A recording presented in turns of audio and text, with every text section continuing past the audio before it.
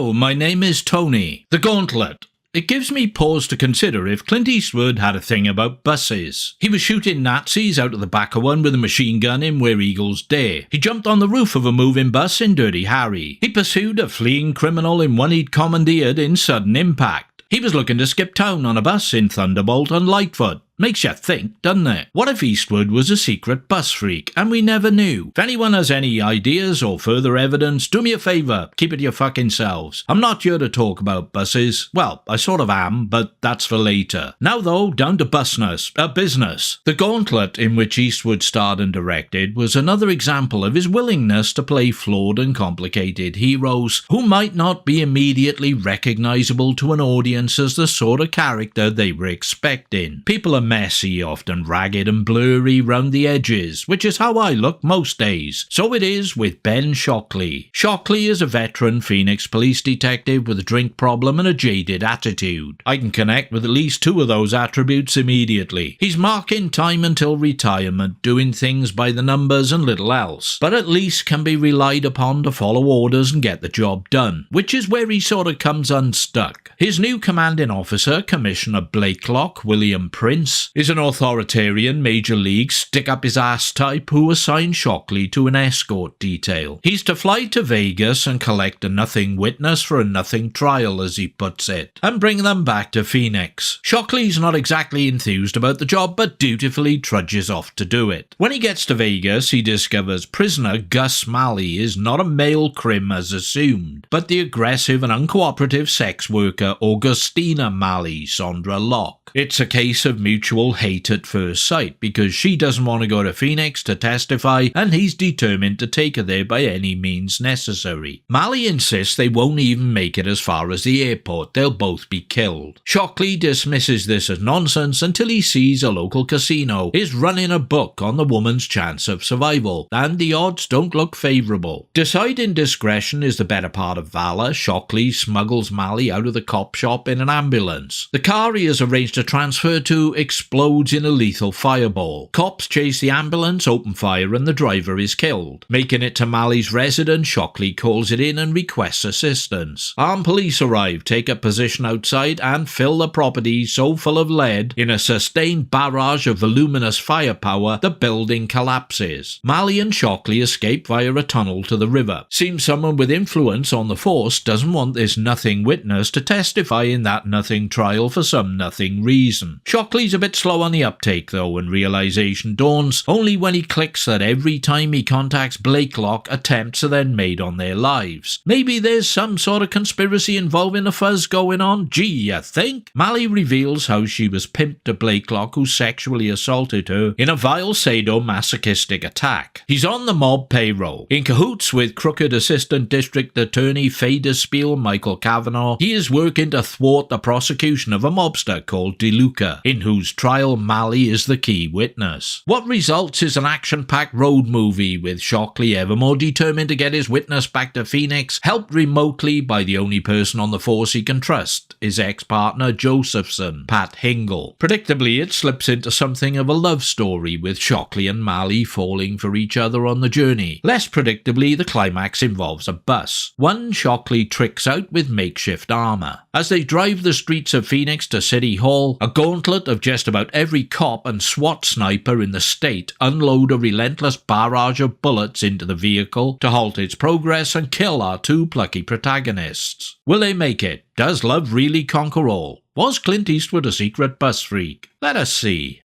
The original screenplay was by Dennis Shryack and Michael Butler. Marlon Brando and Barbara Streisand were to star. Then Brando bailed and Steve McQueen was in the frame. McQueen and Streisand didn't get on. Who'd have seen that coming, so both dropped out. A case of the way we weren't. Eastwood and Locke stepped in. Sondra Locke had been in a relationship with Eastwood since 1975 and had appeared in The Outlaw Josie Wales. To a lesser extreme, they went on to mirror the same type of deal with Charles Bronson and his wife Jill Ireland, with Locke being cast in quite a few Eastwood movies, sometimes to the detriment of those films, you ask me. Not that anyone did. Initially, there was talk of reformatting the screenplay to make the Gauntlet a Dirty Harry picture, but Eastwood was more interested in a standalone project with different characters set in a different universe. What we have here is fundamentally a modern fable, a contemporary fantasy, a fairy story almost, with a 70s flavoured series of twists. Prince Charming is a drunk with a badge and a gun, the princess is a foul-mouthed promiscuous hooker, the evil king a sadomasochistic pervert on the take, and his henchman a sleazy corrupt ADA. The perils the pair face on their path to true love and a happy ever after are armed police, incendiary bombs, helicopters with snipers, and some grungy rape-ready bikers. Their trusty steed turns out to be a shiny Greyhound bus that has all holy hell blasted out of it before they reach the end of their quest. Finally, the bad guy is slain not by the hero, but in a feminist skewing of tradition, the strong-willed lady caps his ass and does a damn fine job of it too. Seemingly, it appealed to Eastwood to craft a preposterous piece of unpretentious entertainment, for the Gauntlet certainly entertains on both emotional and pyrotechnical scores. The amount of firepower deployed on screen almost rivals Where Eagles Dare. Malley's house cost $250,000 to build, and was drilled with 7,000 holes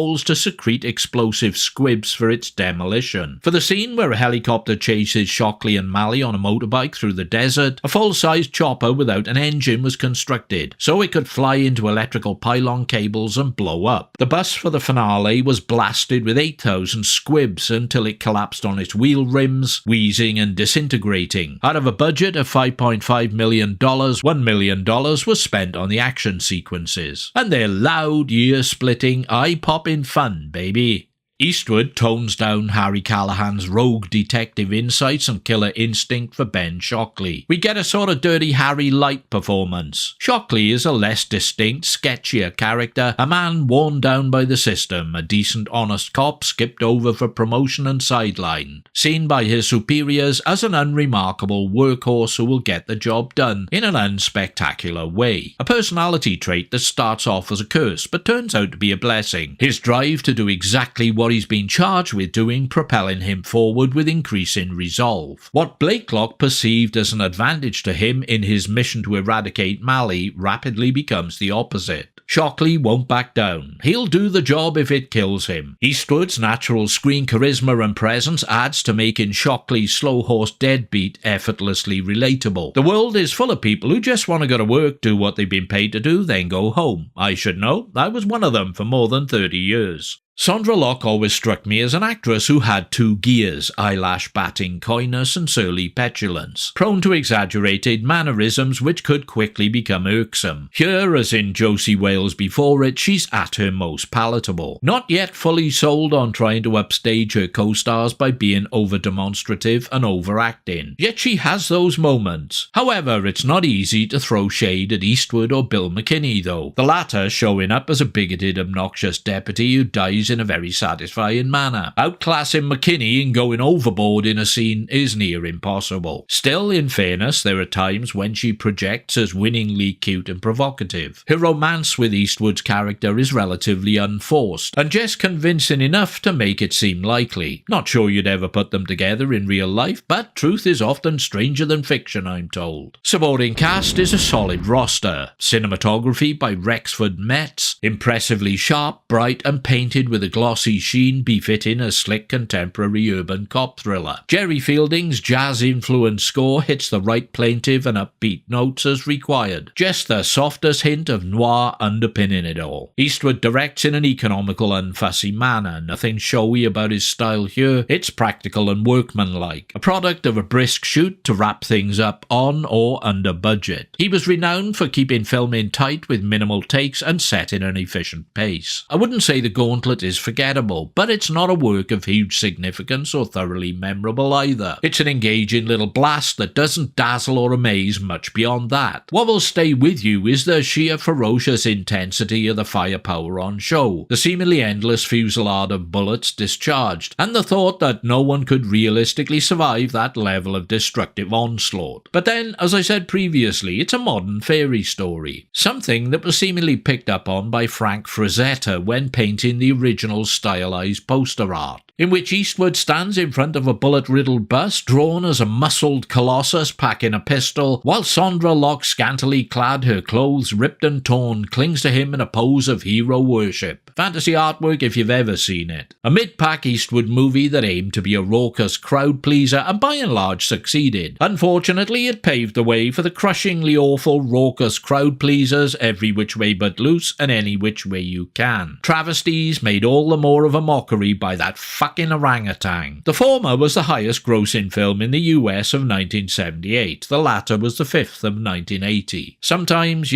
I just despair. If you've not seen The Gauntlet and you're in the market for a slick monolithic slab of polished shoot-'em-up distraction, it fits the bill. If you have seen it, maybe like me you'll enjoy refreshing your memory of it with another go-round. It isn't essential Eastwood, but it's Eastwood in classic 70s mode, and sometimes that's just good enough.